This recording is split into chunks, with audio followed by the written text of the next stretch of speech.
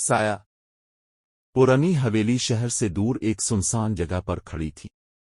कोई नहीं जानता था कि वहां कौन रहता है, क्योंकि रात होते ही वहां से अजीब चीखों की आवाजें आती थीं।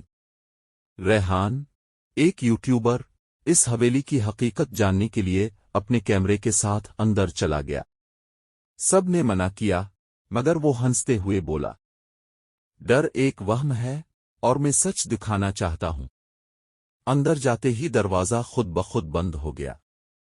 रेहान ने कैमरा ऑन करके हर कमरे को चेक करना शुरू किया।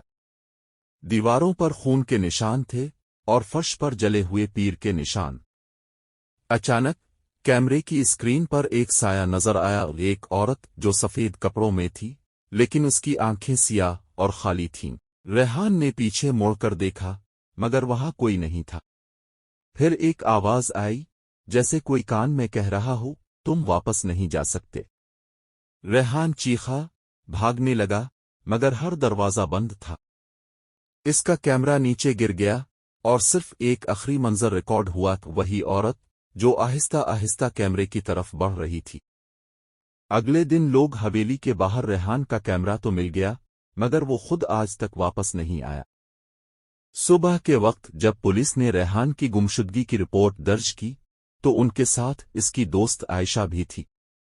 आयशा ने पुलिस से इल्तिजा की, वो पागल नहीं था, कुछ है इस हवेली में। पुलिस वाले हंस पड़े, बीबी, ये सब अफवाहें हैं, वो खुद ही भाग गया होगा शोहरत के लिए। लेकिन आयशा नहीं मानी। वो रात को अकेली कैमरा और टार्च के साथ इसी हवेली में चली गई। दरवाजा इसके पहुंचने पर खुद ब खुद खुल गया। अंदर ठंडी हुआ और अजीब सी बदबू थी। दीवारों पर वही खून के निशान अब कुछ वाज़ेह हो चुके थे, जैसे किसी ने उंगलियों से लिखा हो, वो जो यहां आए वापस नहीं गए। आयशा की सांसें तेज हो गईं। अचानक एक दरवाजा खुला और नीचे तह खाने की सीढ़ियां दिखाई दीं। नीचे जाते ही इसे रेहान की आवाज सुनाई दी, आयशा, मदद करो, मैं यहां हूं। मगर यह आवाज आम नहीं थी, जैसे गहरे कुनवे से आ रही हो, गूंजदार, खोखली और बेजान।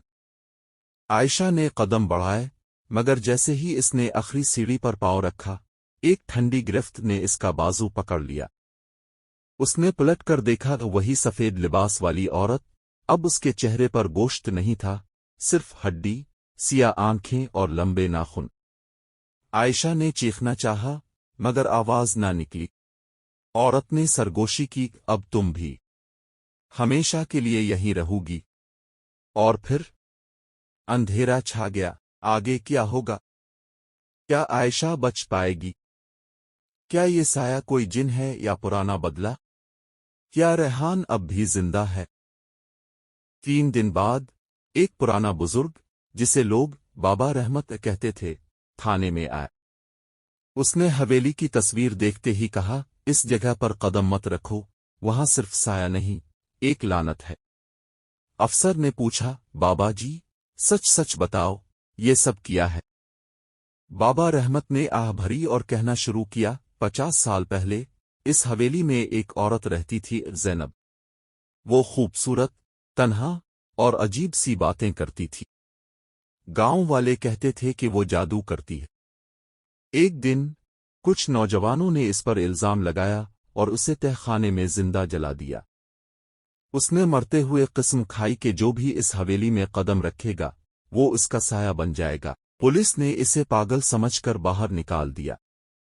लेकिन उसी रात थाने के एक कांस्टेबल को आयशा का मोबाइल मिला, इसी हवेली के तहखाने से। वीडियो चली तो इसमें आयशा खड़ी थी, रो रही थी। इसकी आवाज में कपकपाहट थी, अगर कोई ये वीडियो देख रहा है तो वापस मत आना। हम सिर्फ जिंदा नहीं, अब हम भी साये बन चुके हैं। फिर एक चीख, कैमरा गिर गया और वीडियो बंद। क्या ज़ैनब की रूह अब हर आने वाले को साया बना देती है? क्या कोई इस लानत को तोड़ सकता है? या हवेली में अब मजीद लोग शिकार बनेंगे? अगले हिस्से में पढ़े, साया, लानत का टूटना, क़यामत की इब्तिदा।